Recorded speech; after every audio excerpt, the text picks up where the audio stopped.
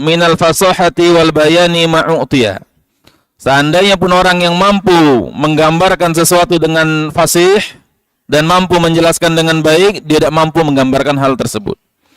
Wa dzalika li'anna al-musalli al-'abida al-khashi'a yuqinu yaqinan 'aziman annahu yunaji rabbahu wa huwa yasma'uhu wa yarahu. Karena seorang yang salat dan ahli ibadah, seseorang yang khusyuk, dia yakin dengan seyakin-yakinnya bahwasanya dia sedang bermunajat, sedang berdialog dengan Allah Subhanahu wa taala. Wa huwa yasma'uhu wa yarahu, dan dia yakin Allah Subhanahu wa taala itu mendengarnya, Allah Subhanahu wa taala itu melihatnya. Perasaan seperti apa yang didapatkan oleh seseorang tatkala dia meyakini Tuhannya itu sedang memperhatikan dia? Ya, sebagaimana seseorang yang memiliki orang yang dia muliakan, dia agungkan, ya presiden lah. Tatkala antum kerja, diperhatikan oleh presiden. Masya Allah budak ini rajin. Masya Allah budak ini serius. Masya Allah anak ini penuh semangat dalam mengerjakan tugas. Antum dapat cerita seperti itu. Tadi Pak Presiden ngomong seperti itu, muji antum. Apa perasaan kita? Bangga. Nah, sementara ada orang seyakin-yakinnya tidak ada sesuatu yang luput dari Allah Subhanahu wa taala. Allah Subhanahu wa taala perhatikan salat kita, Allah Subhanahu wa taala lihat salat kita. Allah dengar setiap ucapan yang kita lafadzkan. Kita punya perasaan yakin seperti itu. Ya, perasaan apa yang kita rasakan? Kebanggaan luar biasa. Ya, dalam ibadah kita. Wa yukhatibuhu mukhatabatan al-'abdu baina yaday sayyidihi al-mushfiq 'alaihi. Dan dia berbicara dengan pembicaraan seorang hamba di hadapan tuannya, yang tuannya itu sangat sayang kepadanya. Wa qad daqat bisubul. Dan kondisi jalan-jalan sempit. Faladha bisayyidihi, kemudian dia minta perlindungan kepada tuannya, wa sayyiduhu muqbilun alaihi, dan tuannya itu adalah seseorang yang peduli dengannya. Tuannya adalah seorang yang penyayang, yang perhatian, yang memuliakannya. Fa kaifa yakunu haluhu, bagaimana kondisi orang yang meyakini hal seperti ini? Kaifa sayakunu unsuhu wa sa'adatuhu wa farhuhu bi sayyidihi alladhi yasma'u syakwahu.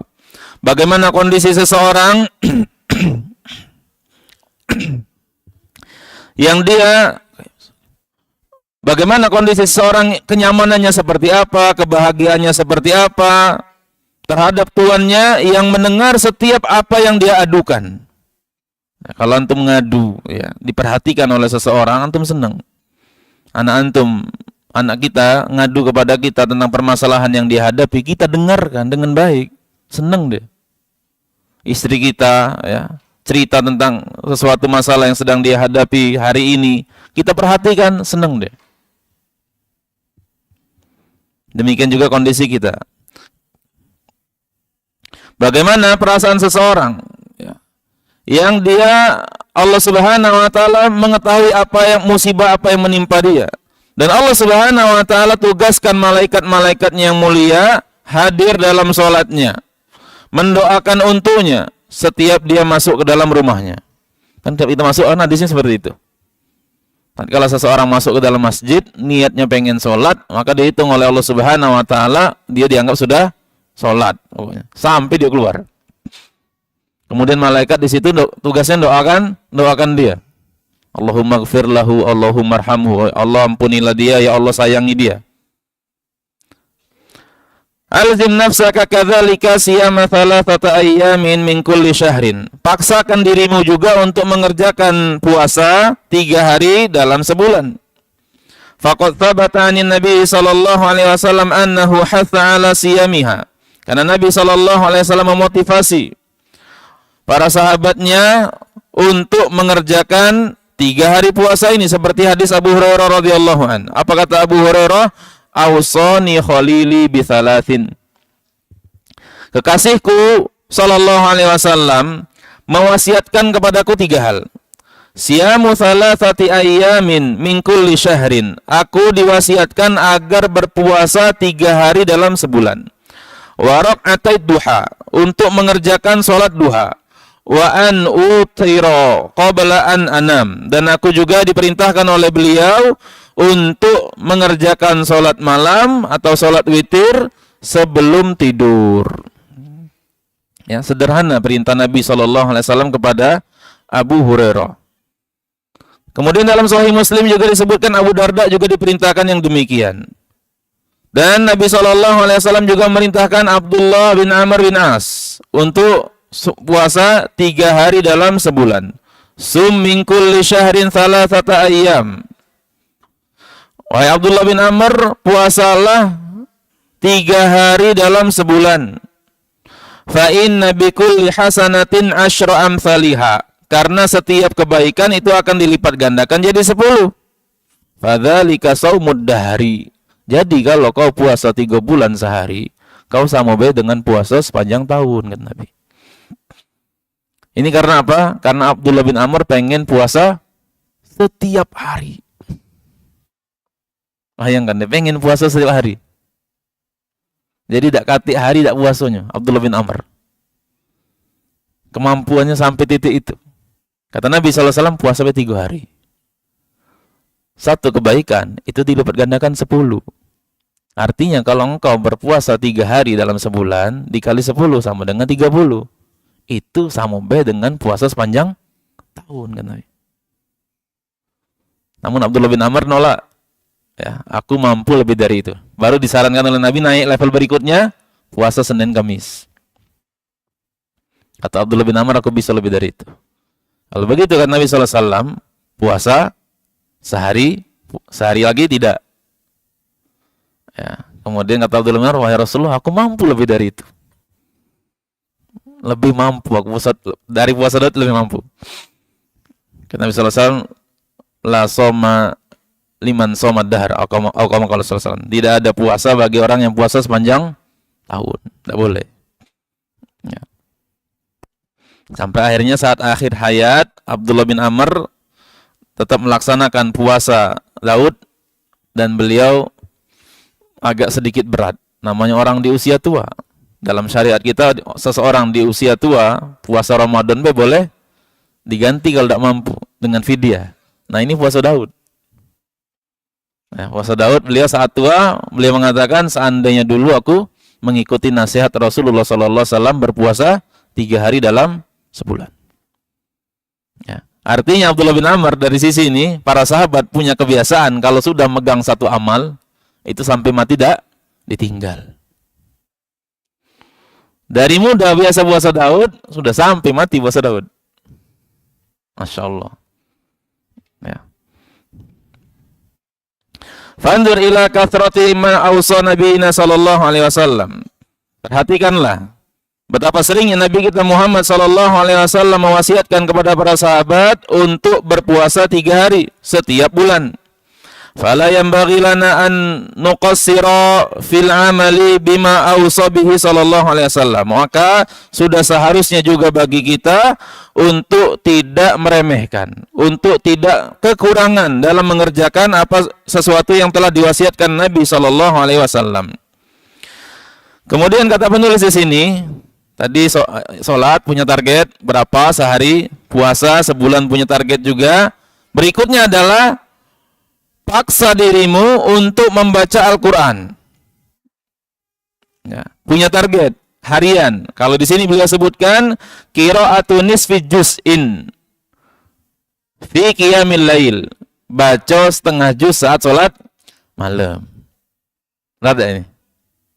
Berat. Dah, pokoknya masing-masing deh. Sekemampuan masing-masing. Ya. Karena orang sudah soleh itu levelnya beda, targetnya.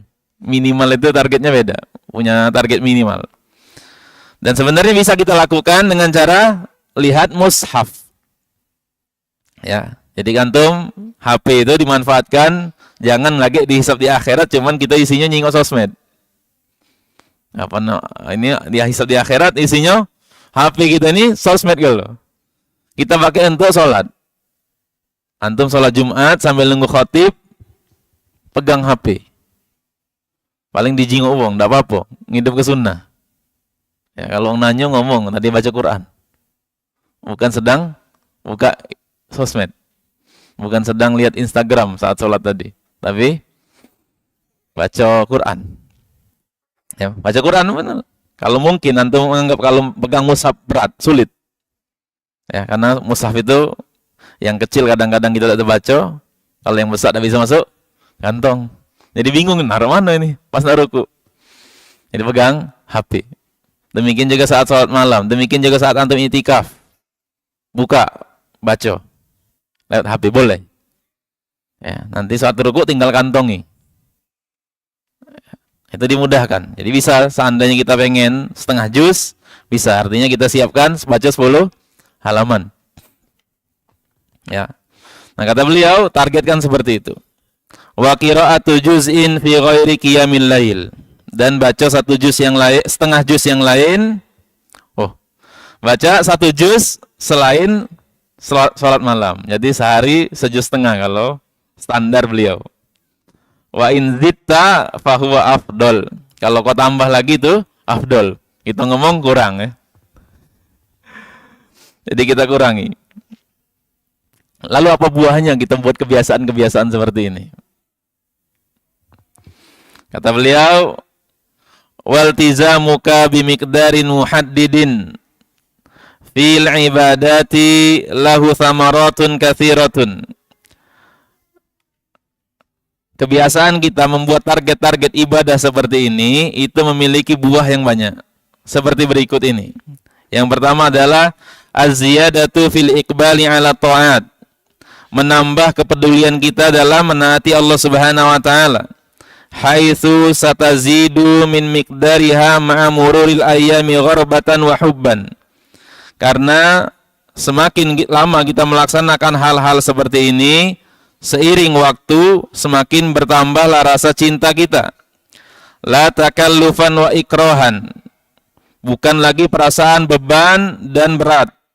Wa hadza min thimari sabri ala ta'at. Inilah buah dari mengerjakan ketaatan, buah dari kesabaran mengerjakan ketaatan dan peduli terhadap perintah Allah Subhanahu wa taala Al-Karim Al-Wahhab. Jadi buahnya itu kita timbul perasaan cinta dengan ibadah-ibadah tersebut. Kemudian yang kedua, suhulatul qiyami biha wa i'tiyadiha. Kita semakin mudah untuk melaksanakan dan menjadikan ibadah-ibadah tersebut kebiasaan. Hatta tusbiha kat'am wa syarabi kat'ami wa syarabi la tastati'u an tatakhalla anha. Nanti ibadah-ibadah seperti ini menjadi kebiasaan sebagaimana kita memiliki kebiasaan makan dan minum yang kita tidak mampu kalau lewat dari melakukan hal tersebut. Wala tufawwid waqtahu, jangan juga sampai lewat waktunya, target benar-benar. Qad yakunu al-amru sa'ban fi bidayatil amri. Memang bisa jadi pertama kali kita melakukan hal-hal seperti ini akan terasa berat. Wa rubama tuqassiru an wirdika fi qiyamil lail wa qiraatil Qur'an. Bisa jadi nanti kita kurang dari target-target wirid itu target ibadah harian. Ya, target-target qiyamul lail dan target-target baca Al-Qur'an. Walakin ba'da dzalika la takadu tufawwitu syai'an minhu bimasyiatillah. Nanti seiring waktu hampir-hampir kita tidak pernah melewatkan hal tersebut atas kehendak Allah Subhanahu wa taala. Walidzalika ahathu nafsi wa kullu muslimin. Oleh karena itu aku motivasi diriku sendiri wa kullu muslimin dan setiap muslim bi ayyal zaman nafsahu miqdaran untuk memaksakan diri mereka dengan kadar tertentu dari ibadah-ibadah jangan sampai lewat kecuali dalam kondisi mendesak, kondisi darurat. Ya, kita buat target seperti itu. Wa'lam anna nafsa mata awwattaha 'ala an-nashati wal quwwati wal 'azimati tarabbat 'ala dzalik. Ya, dan ketahuilah bahwasanya jiwa kita ini kalau kita biasakan dalam sesuatu yang semangat, sesuatu yang kuat, sesuatu yang tekad yang kuat, maka jiwa kita terdidik ya, melakukan hal-hal tersebut. Tapi kalau kita didik jiwa kita ini malas-malesan, takut meninggalkan sesuatu yang bermanfaat karena hawa nafsu kita, maka semakin bertambahlah malas, lemah dan takut. Wa yusbihu sahibuha dhaiful himmah, sehingga jadilah orang tersebut orang yang lemah keinginan dan tekadnya, dan orang yang radiul azimah, rendah, memiliki tekad yang rendah. Jadi kita biasakan kita itu punya tekad-tekad yang tinggi. Biasa ke diri kita aja itu. Ya. Kita biasakan ibadah itu sekian, baca Quran itu sekian. Ibadah-ibadah yang normal dulu. Ibadah-ibadah normal yang orang biasa mengerjakannya. Sehari sedekah misalnya harus. Ya. Sehari sedekah misalnya 5.000. Harus kita buat target seperti itu. Ya. Sebagaimana di akhirat, dunia butuh target, maka akhirat juga kita buat target. Dan ini sangat bermanfaat untuk kehidupan kita nanti akhirat. Ya, selanjutnya. Iqamatus shalah wa qiraatil Qur'an bitadabburihima. Menegakkan salat dan membaca Al-Qur'an dengan mentadaburi keduanya. A'zamu masdar al-hidayah wal iman. Seseorang tatkala tadabbur salat, tadabbur Al-Qur'an, dua hal ini itu menjadi sebab terbesar hidayah dan iman. Wa jami'ul ahwalil lati biha hayatul qalbi wa kamaluhu.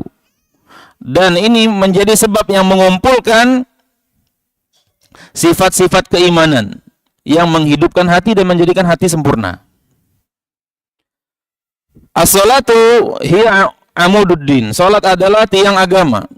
Salat adalah penghubung komunikasi antara seorang hamba dengan Tuhannya.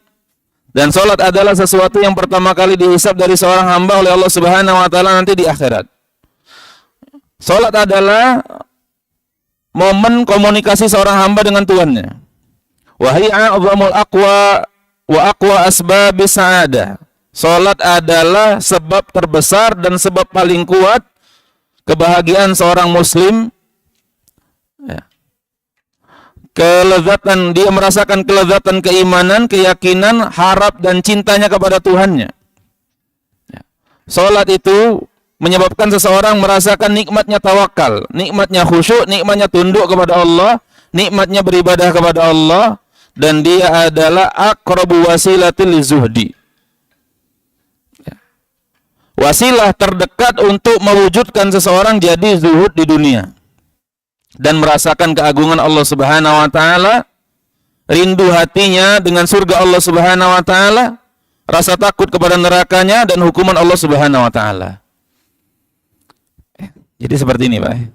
Ini kalau dibaca teks terus agak bosan. Ya. Jadi seperti ini, Pak.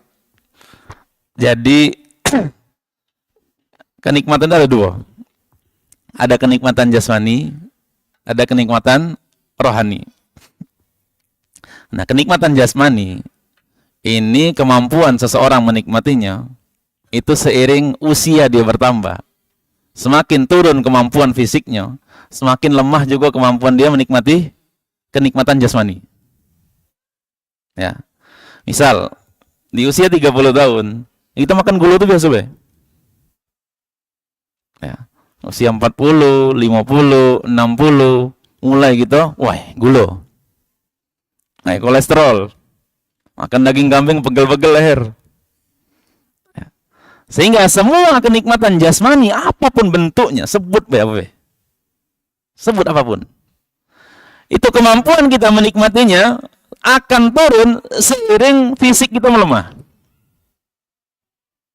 Ya. Berbeda dengan kenikmatan rohani. Seperti sholat tadi, macam-macam disebut tadi kan. Dan Allah Subhanahu wa taala meletakkan kenikmatan untuk para nabi itu di kenikmatan rohani. Makanya sering kita dengar, sering disampaikan, Nabi SAW mengatakan, wa ju'ilat qurratu aini fi shalah. Dijadikan kebahagiaan itu letaknya pada salat, pada kenikmatan rohani. Semua nabi ada yang kaya, ada yang miskin. Ada nabi yang paling miskin. Siapa nabi yang miskin? Siapa nabi yang miskin? Nabi Isa.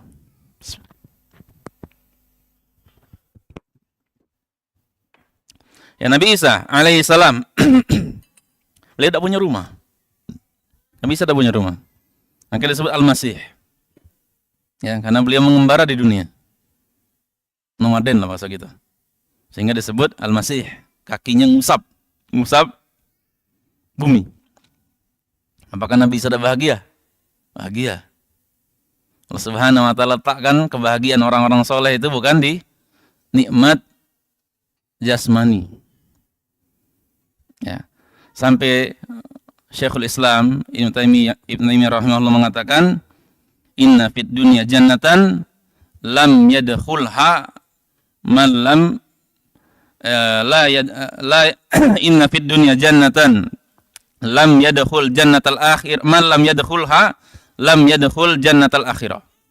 Sesungguhnya di dunia ini ada surga, ada kelezatan. Siapa yang tidak masuk kelezatan tersebut, dia tidak bakal masuk kelezatan nanti di akhirat. Apa kelezatan yang masuk oleh Syekhul Islam? Ibadah.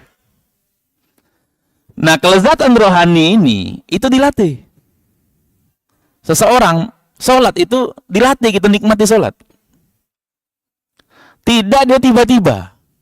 Tadi kita katakan seiring usia nikmat jasmani berkurang, ya.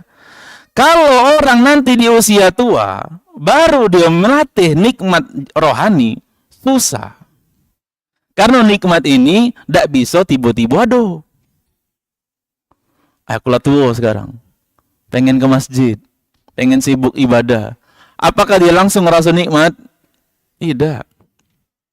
Karena apa? Dia tidak latih dari dulu. Dia belum alihkan kenikmatan dunianya, kenikmatan jasmaninya untuk kenikmatan rohaninya. Padahal dia sadar nanti kita masih muda, sadar nanti di usia tertentu kita tidak menikmati itu lagi. Tapi sejak sekarang kita tidak latih itu. Kita tidak latih cara kita menikmati kenikmatan rohani, itu tidak latih. Cara kita menikmati kenikmatan itu tidak kita pindahkan dari kenikmatan jasmani ke kenikmatan rohani. Sehingga dari sekarang kita tidak pernah ngerasakan kenikmatan sholat. Tidak kita latih. Bagaimana tadabbur sholat, tadabbur Al-Quran, menikmati majelis ilmu. Kalau kita latih dari sekarang, seiring nanti, walaupun fisik kita melemah, itu kita merasakan semakin nikmat. Ya, semakin nikmat gitu. Kalau dari sekarang, kita latih seperti itu. Beda lagi dengan kenikmatan jasmani. Nah, kita latih seperti apapun diri kita, kalau sudah usia tinggi, kita tidak bakal menikmati jalan-jalan. Naik pesawat kita, mending. Goyang dikit dari pesawat. Muntah, ya, tidak kuat aku naik pesawat, ya, muntah.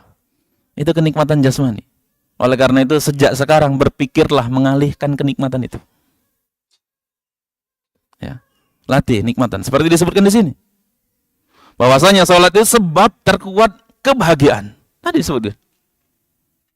Kebahagiaan apa? Kebahagiaan seorang muslim, kekuatan imannya, kekuatan yakinnya, kekuatan harapnya. Itu semua ada. Ya. Faman lam takirra ainuhu fi kulli salawatihi biha. Siapa yang tidak merasakan kebahagiaan setiap kali salat, walam yajid fiha ghayatar raha wa tuma'nina wal khusyu' was sakinah. Siapa yang tidak mendapatkan puncak istirahat, puncak kenikmatan, puncak khusyuk, puncak ketenangan dan kebahagiaan serta lapang dada, walam yamtali qalbuhu fiha bihubbihi wa rajaihi wa tawakkuli alaihi, maka dia juga tidak akan dipenuhi hatinya, ya, dengan rasa cinta kepada Allah, rasa harap dan tawakal kepada Allah Subhanahu wa taala, serta rasa takut kepada Allah Subhanahu wa taala. Nah, siapa yang belum merasakan seperti ini dalam salat dan baca Al-Qur'annya, fal yuraji' alaqatahu bi rabbih. maka dia cek kembali, dia murojaah kembali hubungan dia dengan Tuhannya. Kejujuran dia dalam beribadah dengan Tuhannya. Aku selama ini ibadah ini ikut-ikut. Aku selama ibadah ini sekedar menjalankan rutinitas. Apa aku ini menjalankan ibadah dalam kondisi sedang berusaha memperbaiki hubungan dengan Tuhan? Sama Pak, seperti kita Pak. Kita nelpon orang tua kita, kenapa? Karena kita pengen dekat dengan orang tua kita. Kita memberi hadiah kepada teman kita, ngapa? Karena kita pengen dekat dengan dia. Kita kunjungi dia, kita ucapkan salam dengan tetangga kita. Supaya apa? Cair hubungan bertetangga.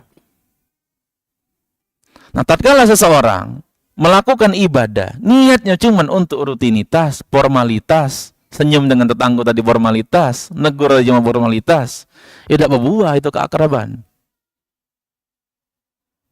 Baca Al-Quran itu formalitas, tadi sudah aku agendakan, pokoknya targetnya sekian. Kita sadari itu adalah upaya kita membangun hubungan dekat dengan Tuhan. Sehingga kita rasa gitu. Tatkala kita berdoa, kita tuh memang sedang-sedang ngomong, minta. Tatkala kita baca Al-Quran, kita benar-benar merasakan ini adalah surat dari Tuhan, dari Allah Subhanahu wa Ta'ala. Saat sholat, kita benar-benar merasakan ini adalah ibadah yang paling agung. Yang dulu Nabi SAW mendapat wahyu ini dari atas langit ketujuh. Ya. Saat kita sujud, kita puji Allah Subhanahu wa Ta'ala, menghinakan diri kita semaksimal mungkin, memuliakan Allah Subhanahu wa Ta'ala dalam kondisi paling hina itu. Ya, kita bangun perasaan seperti itu. Kalau udah, ya bakal bosan kita sholat. Bakal sholat kita itu cuma bernilai rutinitas. Memang itu sudah gugur ke kewajiban. Cuman tidak membuahkan perasaan-perasaan seperti tadi. Ya, karena kita tidak berusaha mengalihkan kenikmatan tadi. Kita latih diri kita seperti itu. Bahkan sebagian seorang sahabat, yang antara Abu Darda, kalau salah tahu Abu Darda, saya lupa. Kata Abu Darda, aku itu mendapatkan kebahagiaan, aku lebih bahagia sakit dibanding sehat, miskin dibanding kaya.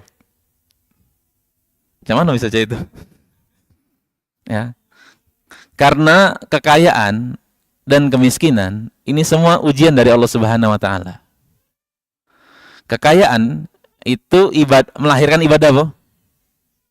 Syukur. Kemiskinan melahirkan ibadah apa? Sabar. Nah, dari dua ibadah ini antum bisa cek sendiri.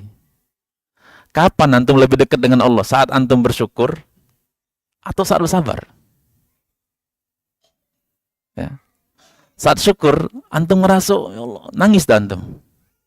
Dengan syukur, pernah dah antum nangis. Tapi kalau diuji sabar, tenangis-nangis, wong. Ya Allah, tolong aku ya. Ya. Sehingga kesabaran itu lebih membuahkan kedekatan seseorang kepada Allah Subhanahu wa Ta'ala dibanding syukur. Oleh karena itu di Abu Darda mengatakan, aku lebih menyukai kemiskinan dibanding kekayaan. Kenapa? Karena dengan kemiskinan itu lebih membuahkan dekat dengan Allah Subhanahu wa Ta'ala. Makanya Nabi SAW mengatakan, kebanyakan penghuni surga itu apa? Al-fuqara, orang miskin. Kenapa? Karena dari kemiskinan itu menimbulkan banyak kedekatan dengan Allah. Kalau kelapangan, kesehatan, kekuasaan, itu kadang-kadang buat kita lupa. Bukan kadang-kadang, sering. Sehingga kalau seseorang beribadah kepada Allah Subhanahu wa Ta'ala, nunggu lapang. Macam mana waktu ya, sulit dia. Karena bagi sebagian kita, orang-orang model seperti kita, rasa syukur itu justru kadang-kadang tidak sehebat kualitas sabar. Beda dengan Nabi SAW. Diberikan kenikmatan oleh Allah Subhanahu wa Ta'ala, apa yang dilakukan Nabi? Afala akunu abdan syakuro.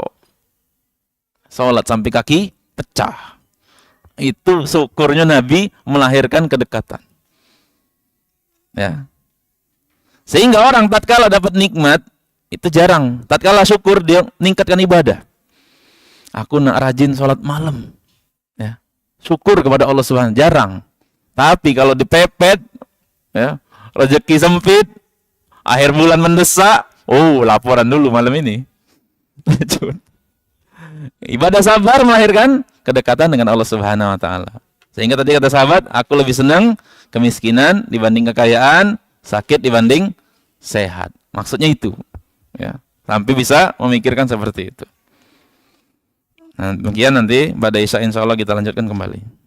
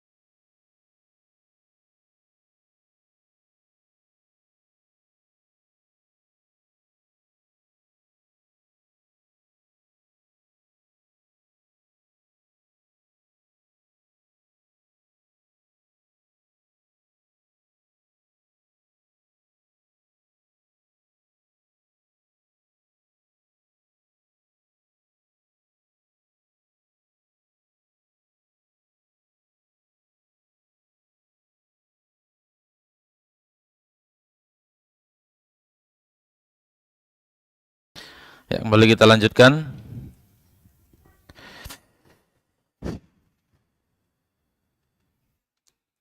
Ya, jadi kita berusaha untuk, tadi kita sampai pada pembahasan berusaha untuk mengalihkan kenikmatan dari kenikmatan jasmani ke kenikmatan rohani.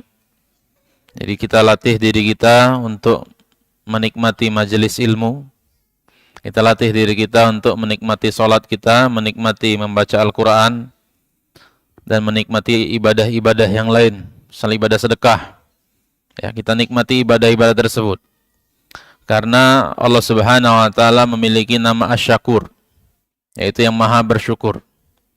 Dan di antara bentuk terima kasih Allah Subhanahu wa taala, Allah Subhanahu wa taala berterima kasih bukan karena Allah butuh, tapi karena Allah Subhanahu wa taala dengan kemuliaannya.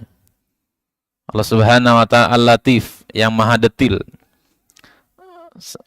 Dia mengetahui semua yang kita lakukan, kebaikan, walaupun seberat zarrah.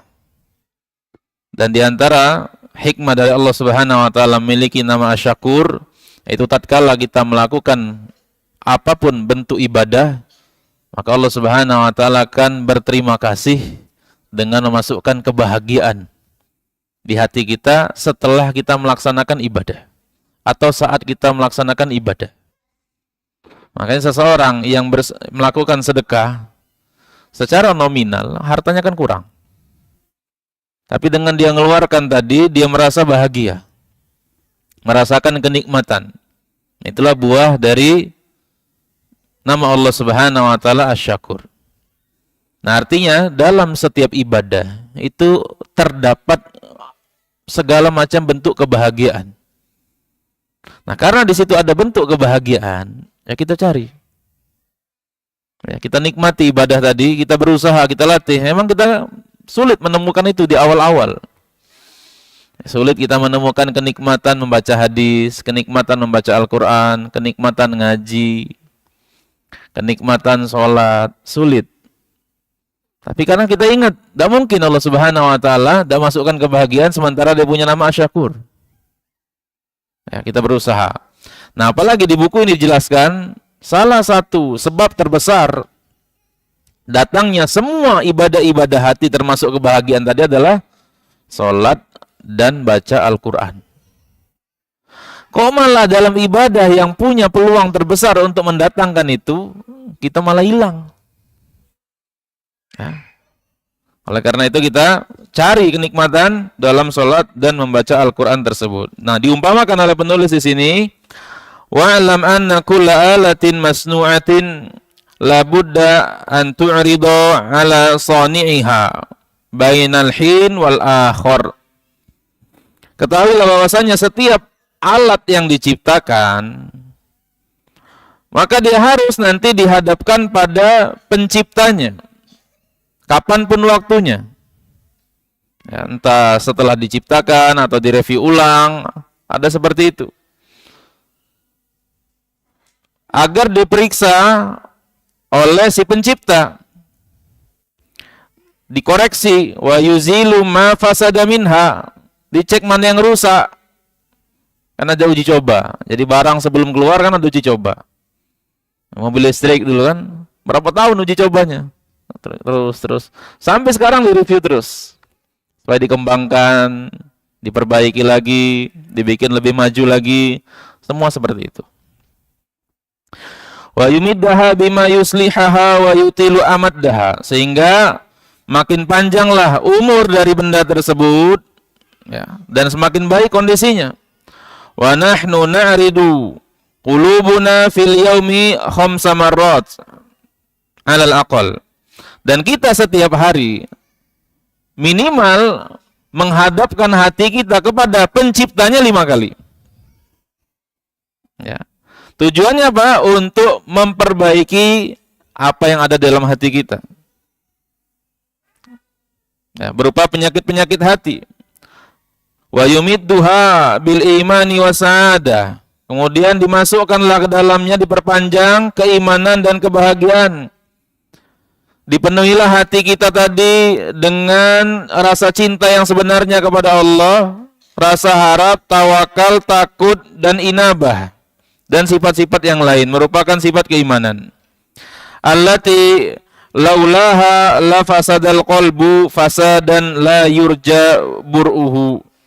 Yang kalau seandainya kita tidak mengerjakan sholat, maka hati kita akan rusak dengan kerusakan yang sangat besar, yang sulit atau bahkan tidak bisa lagi dibenari.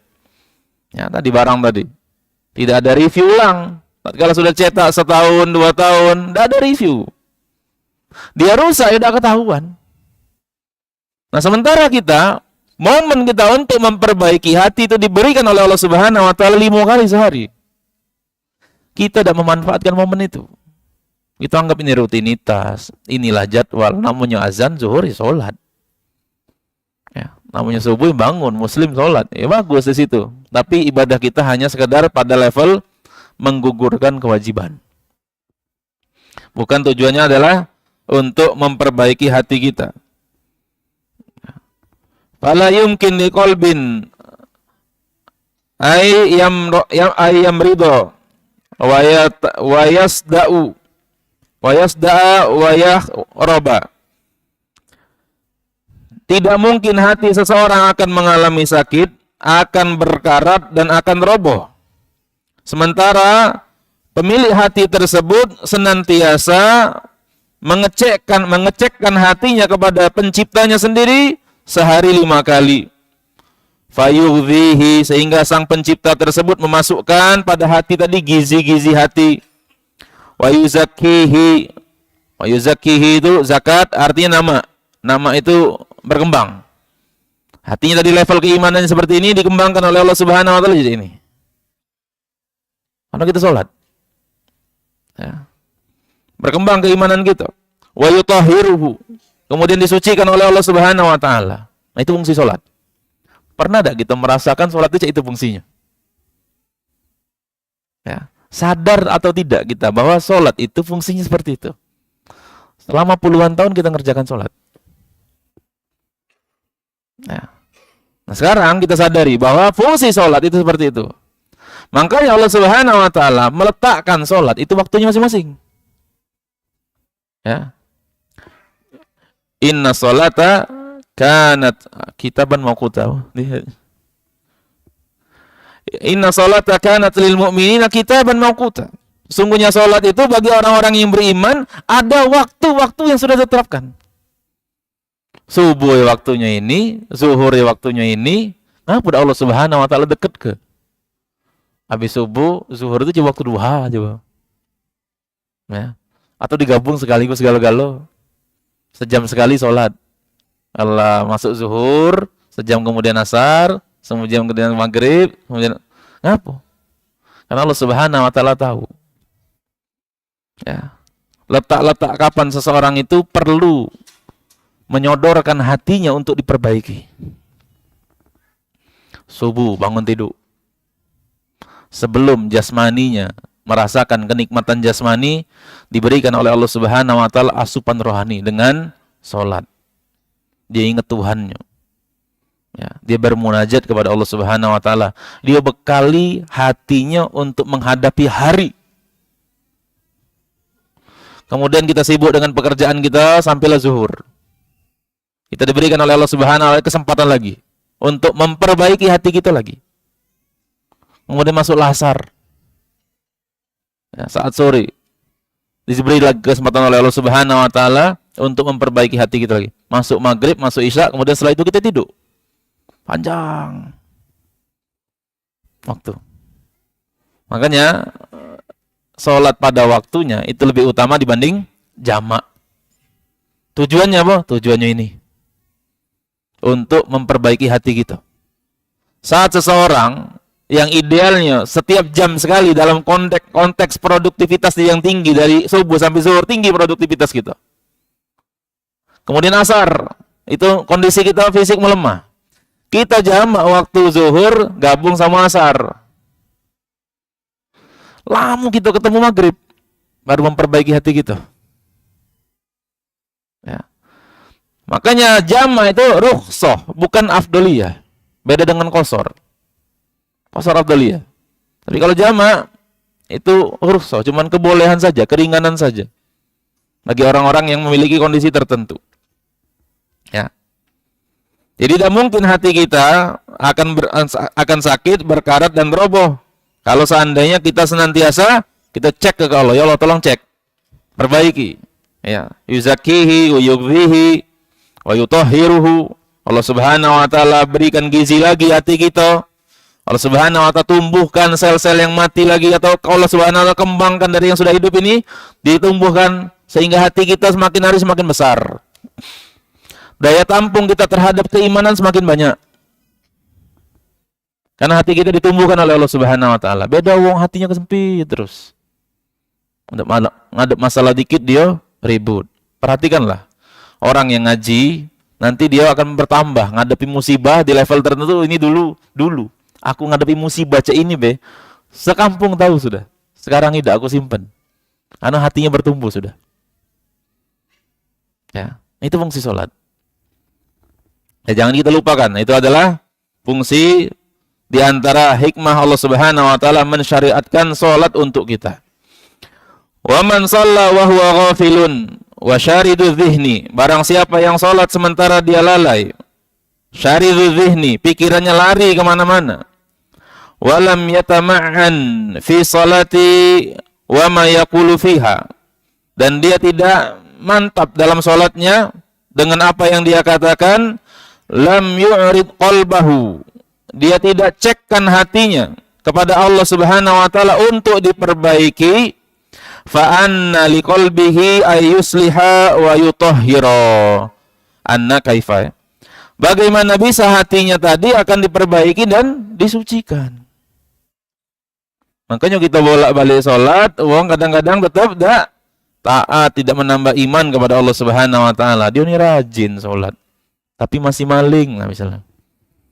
Ya. Saya tidak percaya orang sholat karena dia korupsi juga misalnya. Kenapa? Ya karena sholatnya cek ini.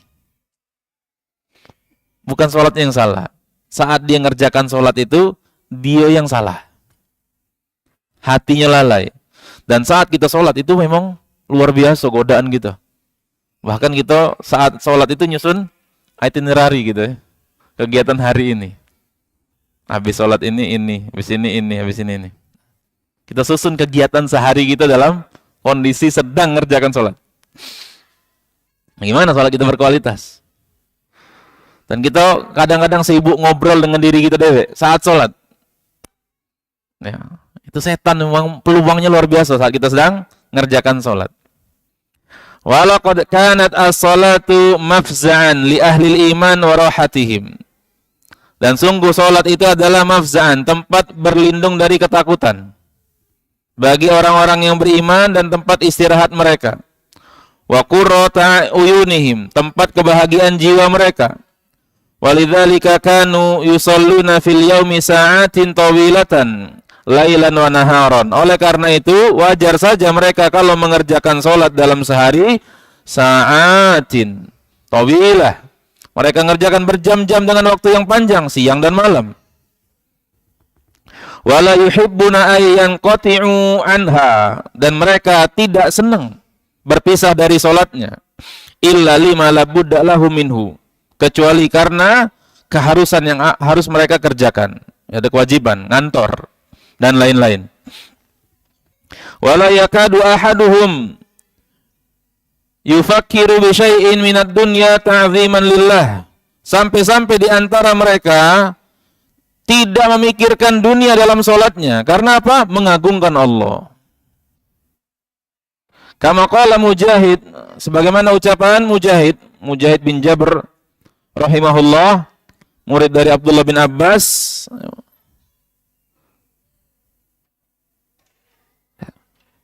Saya lupa Mujahid apa Qatadah yang diikat oleh Abdullah bin Abbas di masjid itu. Pokoknya salah seorang Mujahid kalau salah. Beliau ini diikat oleh Abdullah bin Abbas di masjid. Supaya apa? Supaya galak dengar ngaji. Ya, karena ada model-model wong itu model dipaksa supaya baik. Ya, dibuat aturan wajib ngaji oleh kantornya misal, wajib ngaji. Ada orang-orang seperti itu, paksa dulu. Nah ini Mujahid bin Jabir ini diikat oleh Abdullah bin Abbas di rantai di masjid supaya dengar pengajian. Nah kita tidak ada yang memaksa kita untuk datang pengajian, sehingga kita yang maksa diri kita deh. Tadi buat checklist, hari ini aku harus ngaji. Ya, hari ini aku harus ngaji. Ini jadwal yang aku tetapkan pekanan. Ya. Tidak boleh ada yang lewat kecuali memang mendesak. Harus ngaji. Ini janji aku dengan diri aku dewe, bukan janji aku dengan uang. Kalau janji aku dengan uang aku tunaikan, apalagi aku punya janji dengan diri aku dewe. Kita tetapkan. Ya. Lama-lama dia ngaji, jadi ulama. Ya. Sehingga dia mengatakan, aku 2 kali dengar tafsir dari Abdullah bin Abbas, ayat per ayat dari awal sampai terakhir. 2 kali hatam. Ya, 2 kali hatam, dengar Abdullah bin Abbas menjelaskan tafsir dari mulai Al-Fatihah sampai An-Nas. Ya.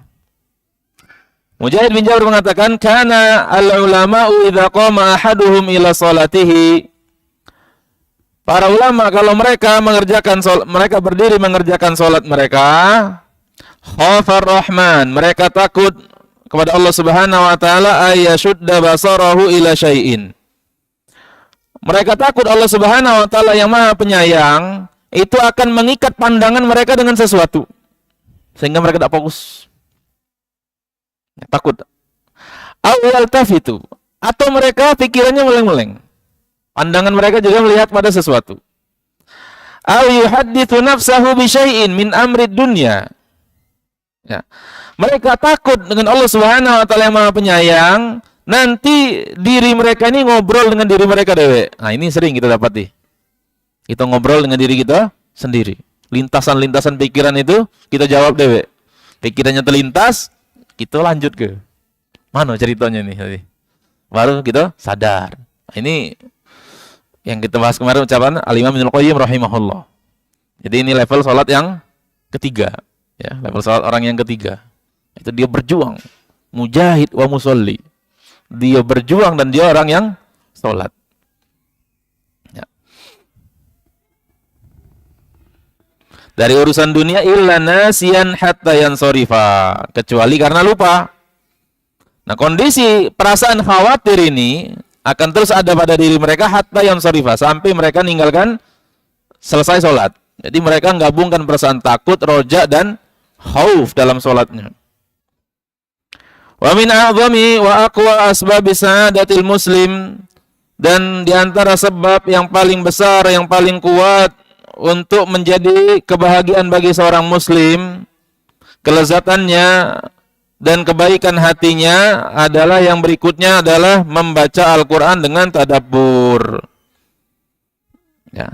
Jadi sholat yang pertama, kemudian yang kedua, yang paling efektif itu adalah membaca Al-Quran dengan tadabbur. Qala Ibnu Rajab rahimahullah, min a'zami ma tahsulu bihi mahabbata lillah ta'ala minan nawafil.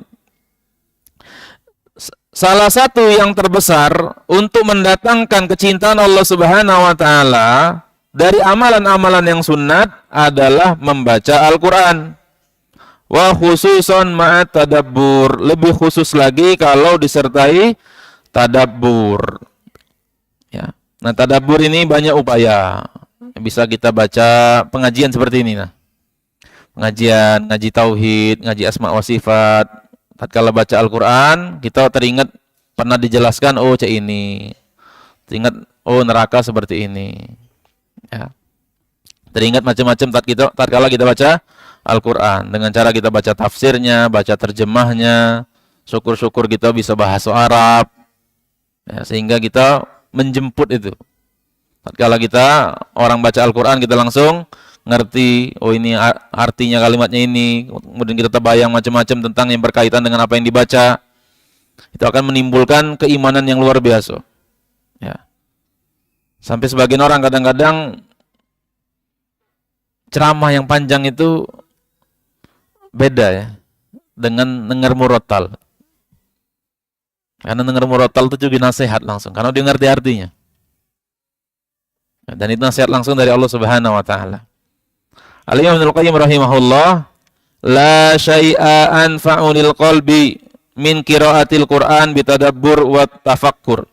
Tidak ada sesuatu yang paling bermanfaat untuk hati melebihi membaca Al-Qur'an dengan tadabbur dan tafakkur. Fa innahu jami'un li jami'i manazil sairin. Karena Al-Qur'an itu menghimpun semua terminal-terminal, ya, as-sairin, orang yang berjalan menuju Allah Subhanahu wa taala. Al-Qur'an itu isinya tentang nakut-nakuti.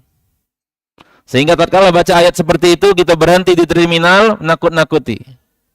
Wah, Allah Subhanahu wa taala Maha Perkasa, neraka Allah seperti ini. Di Al-Qur'an itu jelaskan tentang harap surga. Kenikmatan surga seperti ini. Di Al-Qur'an dijelaskan tentang ayat-ayat tawakal, cerita misalnya tentang Nabi Ibrahim. Di Al-Quran bercerita tentang tawakal Nabi Musa di antaranya. Di Al-Quran bercerita tentang cinta kepada Allah Subhanahu wa taala, takut kepada Allah Subhanahu. Semua amalan-amalan hati itu ada dalam Al-Quran. Sehingga tatkala kita baca ayat apapun kita berhenti di terminal itu. Bagi orang-orang yang berjalan menuju Allah Subhanahu wa taala. Semua yang ada dalam Al-Quran kita butuhkan. Mengumpulkan ahwal al-amilin, amalan-amalan hati. Al-ahwal, itu ahwal biasanya istilah orang-orang sufi, tapi sering digunakan oleh Al-Imam Ibnul Qayyim rahimahullah untuk menjelaskan kondisi-kondisi hati, ya. Kondisi-kondisi hati seseorang yang beramal. Wa maqamatil arifin, maqamat itu juga amal hati. Bedanya dengan ahwal itu keadaan hati masih berubah-ubah kadang-kadang. Kalau maqamat itu kondisi hati yang sudah mantap. Amal hati yang sudah mantap al-arifin, ya, tokoh-tokoh teladan dalam tazkiyatun nafs, ya, seperti Fudail bin Iyad, Ibrahim bin Adham. Wa huwa alladzi yuwarithul mahabbah. Inilah yang menimbulkan rasa cinta, rasa rindu, rasa takut, rasa harap, inabah, tawakal, ridho, berserah diri, syukur, sabar, wasairul ahwal, dan semua kondisi allati biha hayatul qalbi wa kamaluhu. Yang semua kondisi tersebut dapat menghidupkan hati dan menjadikan hati sempurna. Wa kadzalika yazjiru an jami'i sifat. Demikian juga Al-Qur'an itu mencegah dari semua sifat. Wal af'al, semua perbuatan al-madhmumah yang tercela. Allati biha fasadal qalbu wa halakuhu.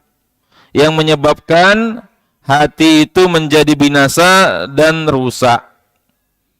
Falau aliman nasu ma fi qiraatil Qur'an bitadabbur. Kalau seandainya orang-orang mengetahui sesuatu yang terdapat dalam Al-Quran ketika dibaca dengan tadabbur, lashtaghalu biha, niscaya dia akan sibuk dengan Al-Quran tersebut, dengan tadabbur tersebut.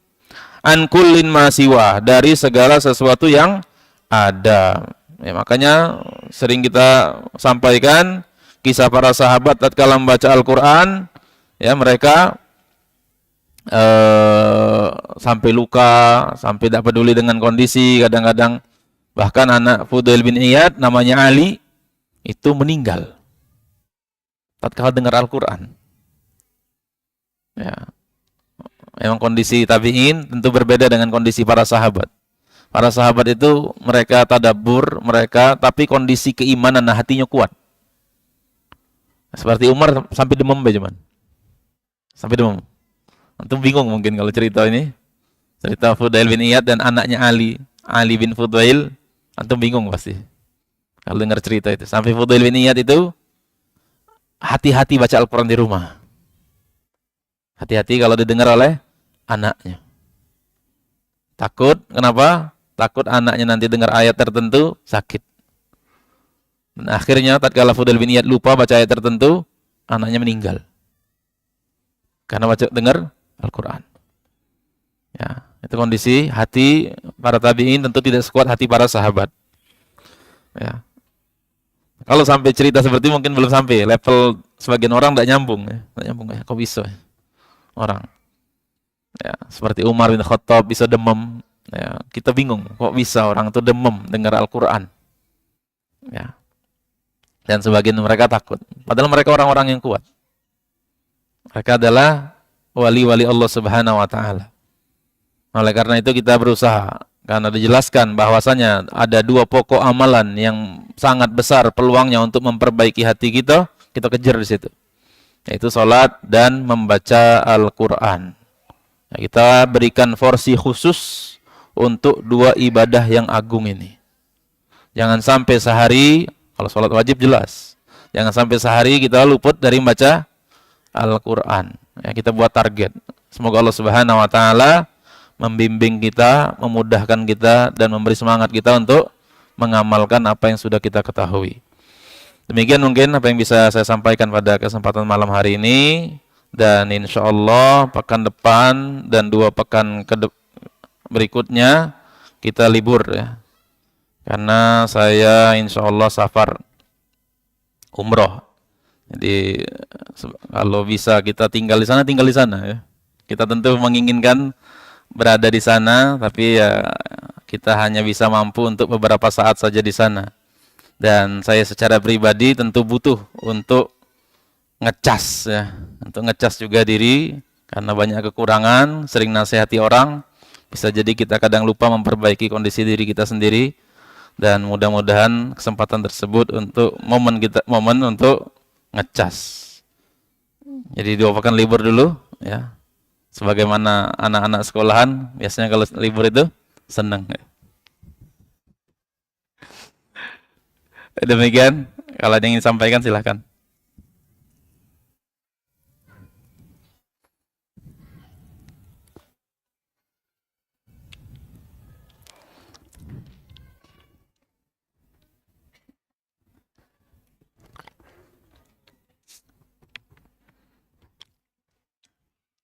Ya, tidak ada sepertinya. Yuk, kita cukupkan pertemuan kita sampai di sini, dan kita berharap kepada Allah Subhanahu wa Ta'ala agar Allah Subhanahu wa Ta'ala menjadikan amalan kita pada malam hari ini sebagai timbangan pahala kebaikan yang nanti sangat kita butuhkan di akhirat. Kita tutup dengan doa kafaratul majelis. Subhanakallahumma bihamdika asyhadu an la ilaha illa anta astaghfiruka wa atubu ilaik. Assalamualaikum warahmatullahi wabarakatuh.